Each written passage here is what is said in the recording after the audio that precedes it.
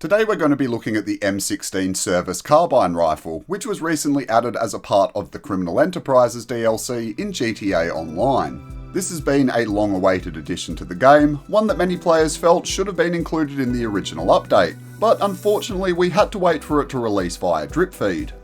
And on top of that, it's not just as simple as going and buying it either. You have to follow a trail of evidence in a sort of treasure hunt style quest that requires you to collect 5 pieces of the rifle itself before it can be put together and added to your weapon wheel. When you arrive to one of the locations, you'll have a blue dot pop up on your minimap and be confronted with 2 police officers who are guarding a recent crime scene. Once you take them out, you'll want to quickly search the area surrounding where the cops were standing. You're going to be looking for a piece of evidence, which in a lot of cases can be quite difficult to find. If you have trouble locating it, just run around in slow circles until you see the prompt pop up on the top left-hand corner of the screen. What's really frustrating about this hunt though is that the weapon parts aren't even in fixed locations, and instead require you to search a series of 10 possible spawn points that are scattered literally all over the entire map. To make things easier, I've put together this map breakdown that I hope might make a few people's experience a little less infuriating than mine was. On the left is a complete map showing an overall perspective of the 10 possible locations, which I've then numbered and placed a corresponding screenshot of the zoomed in map point on the right hand side. The blue dots on the zoomed in locations on the right are from the mission objective itself and are 100% accurate. A big thank you to GTA series videos for hooking us up on that one. Now you're probably ready and raring to go. The only thing you're going to want to consider is that before the random events can occur, you must have been in your current session for at least 20 to 30 minutes. That's about how long it takes for all of the random events in the game to start kicking in properly, and before then it's just not worth your time exploring all of those locations when they're just not going to pop up. You'll also want to make sure that you're in a closed friend lobby. All of the advice I received suggested that you go with either public or invite only.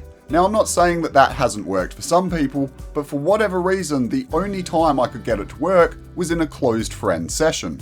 When you're ready, you'll want to grab yourself a helicopter or an oppressor and start searching all over the 10 locations. I'd advise committing them to memory because you're likely going to have to observe them many times over. Once you get to one of the locations, quickly hover over the general area. If you don't see the blue dot on your minimap, or if your missiles aren't locking onto anything, you can safely assume it's not there and move on to the next spot. When you do roll up on the right location, the minimap should flash and a blue dot will appear, and you'll be able to see the cop car and 2 police officers that are at all of the crime scenes. Same deal, just do your thing and take care of the cops before searching the ground for the evidence and hauling ass out of there. Here's the real kick in the pants though, you can't now just carry on and continue looking for the next piece. If you plan on doing the hunt in one sitting, you're going to have to change lobbies and repeat the process all over again. Yep, I wish I was kidding folks, but you've literally got to load into a new closed friend lobby, wait another 20 to 30 minutes, and then potentially look at the 10 locations all over again. You have to do that every single time you find a new piece of evidence, and it makes this treasure hunt take so much longer than it should. To make things even worse, you'll be constantly pranked and trolled by other random events that pop up on your map along the way, thinking that you've finally got it only to find a drug van or an exotic export.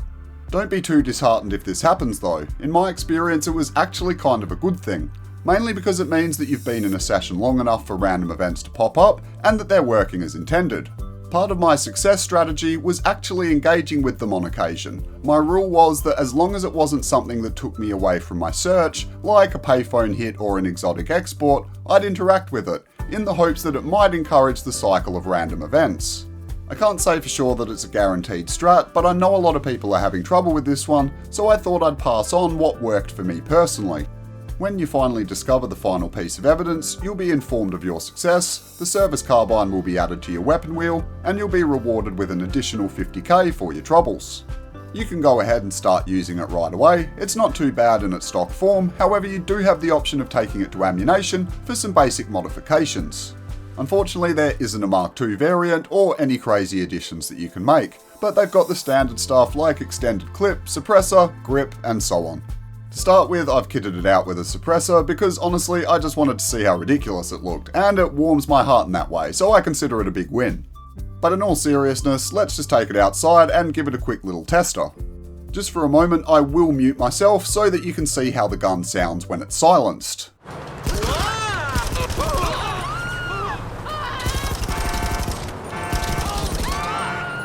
Yeah, I mean, not too bad, about what I expected for a silenced weapon. Not too much to it, but it doesn't sound as terrible as I thought it might, to be honest. Damage seems a little bit mid though, not gonna lie. Now let's come over to a more populated area and give it a quick look in first person mode. I've also taken the suppressor off, just in case anyone's interested in how it sounds in its natural state.